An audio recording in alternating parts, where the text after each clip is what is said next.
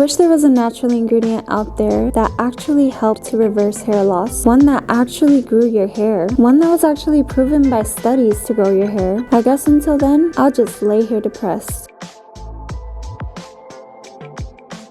But wait, there actually is an ingredient that does all of those things. You want to know that ingredient? Let me show you. That natural ingredient is coffee, and it's a powerful DHT blocker that can help reverse and prevent hair loss. So if you're currently suffering with hair loss, then coffee is the way to go. Studies have found that coffee is just as effective as drug-based treatments in preventing and reversing hair loss. Studies have also found that coffee can actually extend the anagen growth phase in the hair growth cycle. Hold on, what the heck is hair growth anyways?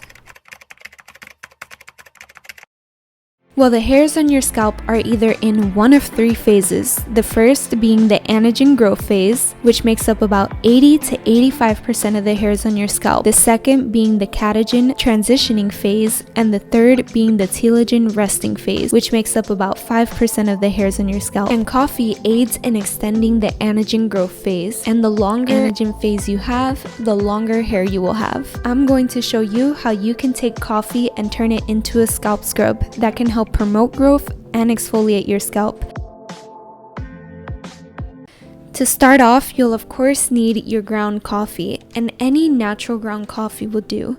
Add about 2 tablespoons of that, and then add in your favorite oil. I'm using jojoba oil because it's the closest oil to your scalp's natural sebum. Add in about 1 to 2 tablespoons of that oil, then add about a 1/4 cup of water, or just add water until a paste forms.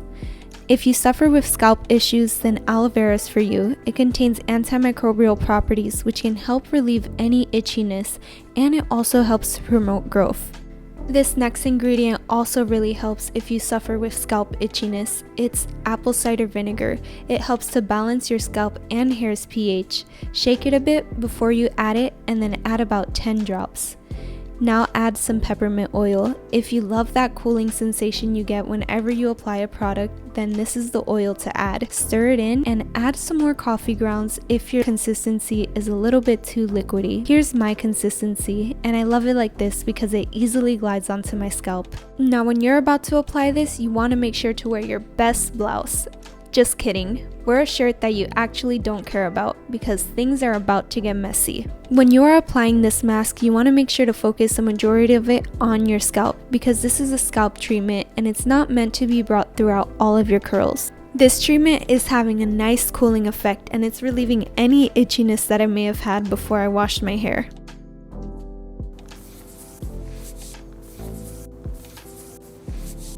Leave it on for 30 minutes and then shampoo it out. You may have to rinse your hair multiple times until the coffee grains are all out of your hair.